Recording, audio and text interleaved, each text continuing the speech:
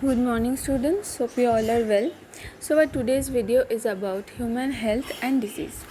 So health not only means the absence of disease or just the physical fitness. We can define it as a complete physical, mental and social well-being. Okay, so when people are healthy, when we are healthy, so we are more efficient at our work. There is increased productivity and it brings the economic prosperity, and health also increases the longevity of people, and it reduces the infant and maternal mortality rate, means it reduces our death rate.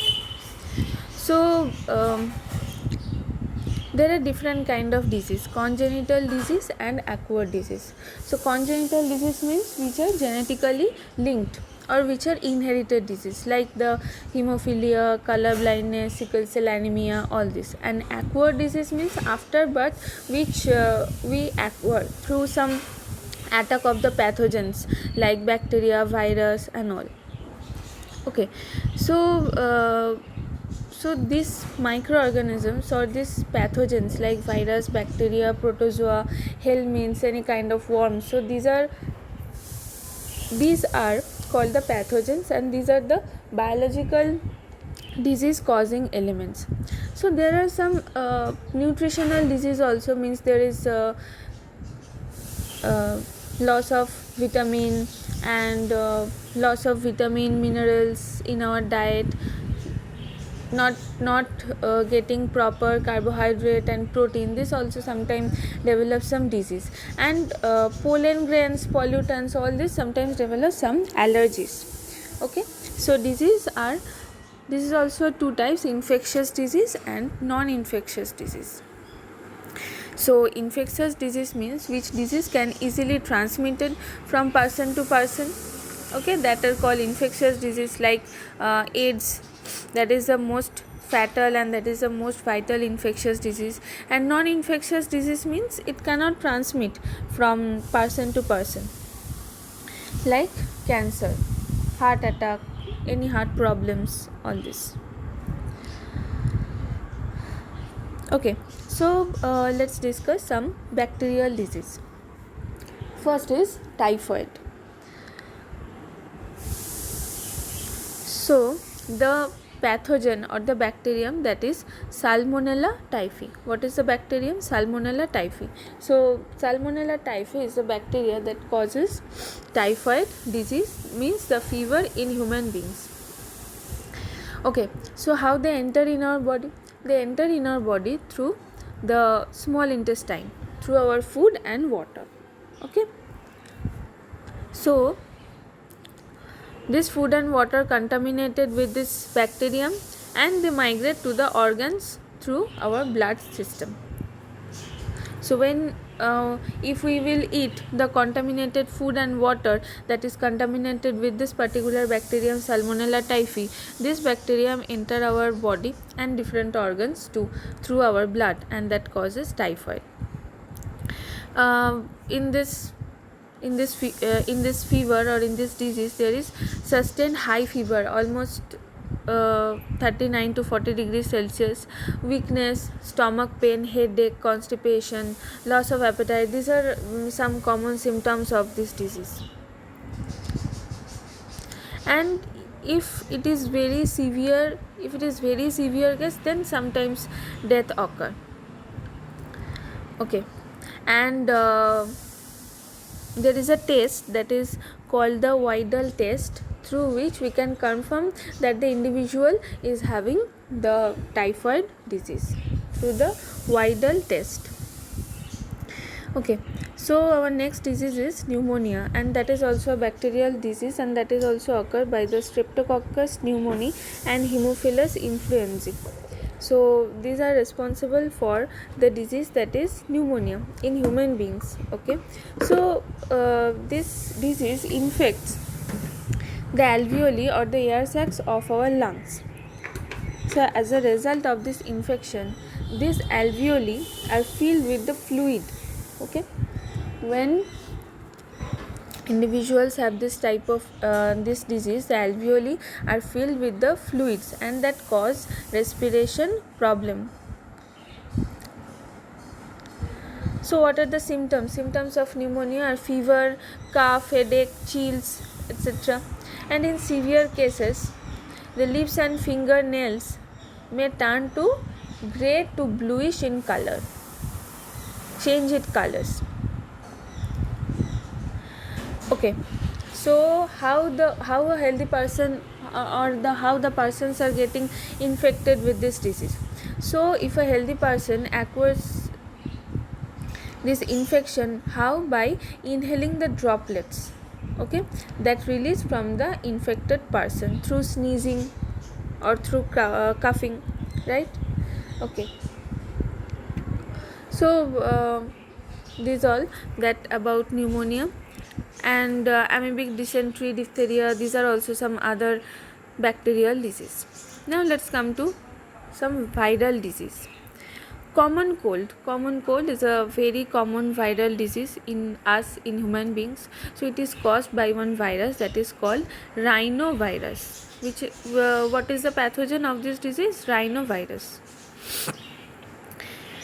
that causes this common disease, common cold. So they generally infect the nose and respiratory passage, okay, but not our lungs. They infect the nose and the respiratory passage but not our lungs. And the common cold is characterized by the nasal congestion and discharge, then cough, hoarseness, headache, tiredness, all these symptoms are there. And this may stay or this may last up to 3 to 7 days, but it also depends on the individuals and the immunity of the individuals also. And these droplets resulting from the cough or sneeze of an infected person, so that can be either inhaled directly or transmitted through the contaminated objects like the pen, book, pencils, computer, keyboard and all, okay, and that cause infection in a healthy person. Same as pneumonia, but the symptoms are different, almost same as pneumonia. Next, the main protozoan disease of human beings, that is malaria, okay. So this malarial disease is caused by Plasmodium. So there are different variety of Plasmodium and it is very small protozoan. So there are 5 varieties of Plasmodium: Plasmodium vivax, Plasmodium malariae, Plasmodium falciparum and Plasmodium ovale. 4 varieties. And that type of malaria caused by Plasmodium falciparum is means it is the most vital one, and that sometimes it is also called the malignant type of malaria. Okay, so let's see how this occurs in human beings. So Plasmodium enters into the human body, okay. Plasmodium enters the human body through the bite of the infected female Anopheles mosquito. So female Anopheles mosquito is the vector of this disease, means which help to transmit the pathogen of the disease. So the pathogen is Plasmodium vivax and the vector is female Anopheles mosquito. So when the female Anopheles mosquito, the infected female Anopheles mosquito bites a healthy human beings, the Plasmodium enters into our body. Which stage of Plasmodium? The sporozoid stage, okay, the sporozoid stage, and it is the most infectious stage of Plasmodium.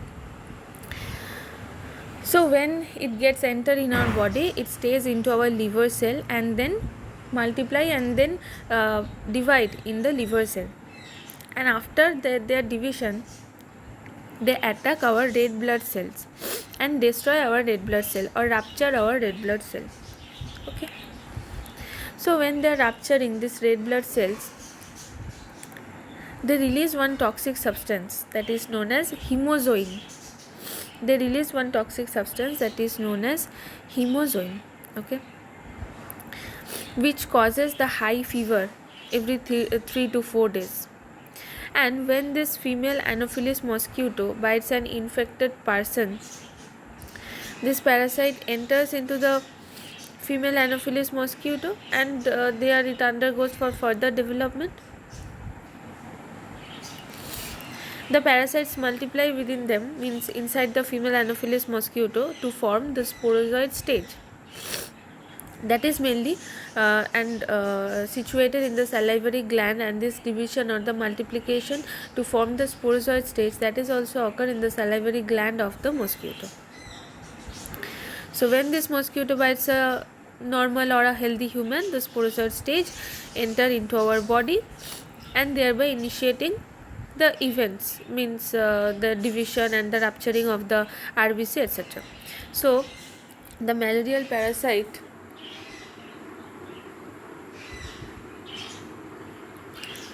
has two hosts, that is, one is human and one is mosquito, to complete the life cycle. Malarial parasite has two hosts, one is human and one is female Anopheles mosquito, and the female Anopheles mosquito is vector here because it transmitting this pathogen, or it transmitting this protozoa, that is Plasmodium vivax. So let's see this diagram. So first, when the mosquito bites a normal or a healthy human beings, the sporozoid stage that is present in the salivary gland of the mosquito, that enter into our body. So this parasite, means the Plasmodium, they reach our liver through our blood, through the circulation, through our circulation this protozoa enter into our liver. There they multiply, right? There they reproduce asexually and multiply. And after that they attack the RBC cell or the red blood cell, and they burst the red blood cell. And when they are bursting the red blood cell, they release one toxic chemical, that is hemozoin, and that causes the cycles of the fever and development of other symptoms. So after that, in the red blood cell, they develop the sexual stages, means from the sporozoid they develop the gametes, right? So gametes are present in our blood or in our red blood cell. So when the female mosquito bites that infected man, then what happens? Then the gametocytes will enter into the body of the female mosquito, and after the fertilization of these gametes,